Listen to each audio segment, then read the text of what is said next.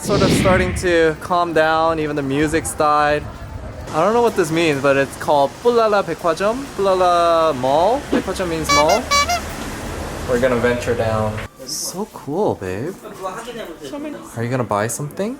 I particularly like this X-rated Korean movie poster. Oh, it's like ecstasy. Back in the days, Koreans read Chinese quite well. They don't really teach it as much. Now they teach English more, but Maya's telling me what that says is Confession of a College Girl. They're selling these old school CDs from the 90s, K-pop, for like $60. Now I regret throwing them away. I have this exact Yoshi toy. It's from a McDonald's Happy Meal toy. They're selling it for $6,500. Maya's telling me that if I can get them to agree to buy all my Happy Meal toys that I collect, she's gonna let me collect more of them because I have so many. No, babe, we give it to your little cousins. They like them. Like a wholesale manga store. I'm so curious what kind of mangoes they have. Oh my gosh. This place is so big. Alright, they have like the complete Bleach series. It's like $5. Categorize it based on the publishers, it looks like. This is Holmuna. So it probably is a Korean one. It's like a, well, obviously the company name starts with Seoul. No, wait a minute. But that's Dragon Ball. Slam Dunk. It's one that you have to read the manga because they never finished it in the anime. Yaksoku Neverland. We're really into this anime right now. Well, not everything here is so. By the way, that's not boobies. That's slime. Okay, it says something like slime is there when I don't know. Pretty misleading though. What? Super pose book. This is so great. It is how to use your fingers to cover your nipples. What? Oh, so you can pose in a sexy manner. They give you ideas. Oh, I need to like find out girls who actually read this. See? This one is covered the nipples with hair. Ah, that is brilliant. This is actually an instructional book for manga drawers. Instructional book by a porn actor who's had sex with over thousands of women on how to have sex. I don't know. Does it say how to have sex? It was something about some kind of knowledge. He's gonna explain it. How to, right? He's like, you need to problem solve all your male problems with a pose of taking a shit. Okay, so I finally found what Mayu is talking about, boys love. Mayu is appreciating Korean Maxim right now. Yeah. Cute girls with boobies. I didn't know they had Maxim. Well, they obviously should, I guess. They have it everywhere. They even have free bookmarks. They're like the coolest bookmarks. I should buy something, but I don't really read Korean. What, babe? What, babe? You look like me. Like Mayu says she wants bookmarks where you can see underwear. Like I don't know. Maybe if you look at it in the right angle, you can. Oh, look, sexy boy poster. Do you want to put one of these up in our room? No. Let's do this. Do you like this one? God, this is. Hey, don't you have like gay friends or something that would appreciate this? Maybe. Yeah, take a couple and then give it at work. Give it to all your gay coworkers. This one. Female coworkers. So this. much work to just bring this small piece. What? You just roll it up. It's all good. It feels like this place has probably been here for a while, but it's the first time I've seen it. We discover something new every time we come here. Babe, look. Kakao Friends. You wanna go? Exit 8 is where you're gonna have that Manga Store, and over there, walking into the Kakao Friends shop right by exit 8. This is the guy, you use him! You use him in the emoticon, you like him. Look! Look at this guy! Ooh, I don't know. You know every Pink Bunny guy. No, this is not the one I. Not the one you use? Different guy. Look at it. Oh, he's got bum bum. Bum bum bum bum. How much is bum? Like you say honey. Yeah. New Siri, I guess. Oh, he looks like Winnie the Pooh. They even have honey here. They have everything. Yeah. They even got Legos. Oh my gosh, this is PUBG. Me and Mayu were just discussing we won't spend money on it because it's expensive, but we're just happy looking at it. And then touching. Touching it. Until next time. This one is more hard. Cute. Squishy, wishy. He have a really cover it. Imagine we like do the aromatic thing for the Thai herbal things out of this guy. So cute. Oh, they have a peach. I think if a guy has this, every Thai girl that comes to his room, they're gonna, this is gonna be the talking, yeah. Oh, this is so cool! Lemongrass, cacao! Oppa!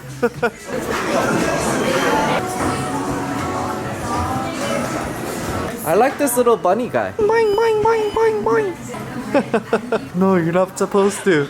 That is the unwritten rule. Your peach on peach. Oh, your love for waffles meets Kakao friends. You can change it depending on your favorite character. Man, it's $70 though.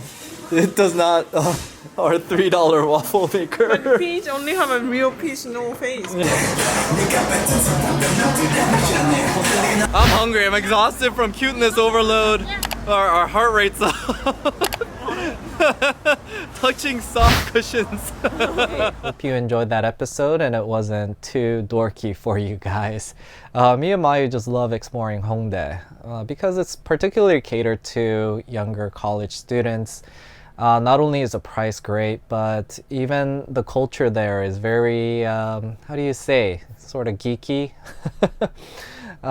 There's definitely more to do than shop and drink and eat.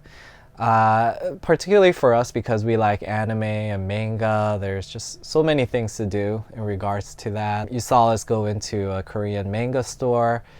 There might not really be anything for you to really buy, but they had really awesome giveaways. You could pick up some high quality bookmarks and posters. I didn't quite see anything there that wasn't like boys, but who knows, maybe it was just the day we went. And you could just look at some of the crazy things that they have there. As far as the Kakao Friends shop, they also have a Lime Friends shop. You can't really miss those two. They're in the most centrally located areas. I think we go there every time we visit Hongdae. I must have had it in another vlog, and I'm sure I'll have it in a future vlog as well. But every time we go there, they change the theme. Like if it's Christmas, then Brown is wearing some kind of Christmassy hat or whatever. So if you're with your girlfriend or you're just like a dork like me, you can just head in there and look at cute little things and enjoy it. It's relatively overpriced, I think, but since it's there, I frequently go to Hongdae, I just go and enjoy it while I'm there and look at all the cute little things, and me and Mayu like touching the plushies. Oh man, that didn't sound right. But yeah, and lately in Korea in general, not just Hongdae, there is this kind of trend of where something old is new. So they're going into appreciating vintage. And that's one of the reasons why they brought back like the old Jinro sojus as well. You'll see in that video where I did with the live octopus. There's like this old school Jinro soju that seems to be selling well, but it's just sort of the trend. And we noticed recently, this is a recent phenomenon, a lot of the Hongdae places, they have these antique stores. And antique stores, I'm not really talking about hundreds of years ago, kind of American antiques. We're talking more about products and things that were from like the 90s or the 80s. So because these things are relatively what I grew up with, I'm interested in visiting them because I could take a look back into the 90s or the 80s when I grew up and look at pop culture. So it's something like a museum for you guys if you're interested. They're just scattered all over the place. the one we showed in this video is just one of many, and I believe we visit some more in the future video. I know we definitely took photos of it. And as far as other geeky dorky things to do, there's just a plethora of different figurine stores. Me and my sister, when we went, we were particularly into those gacha toys. They have so many of those.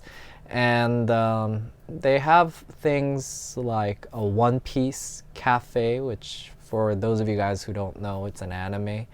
And a lot of the girls, they really like this pet cafe that has raccoons.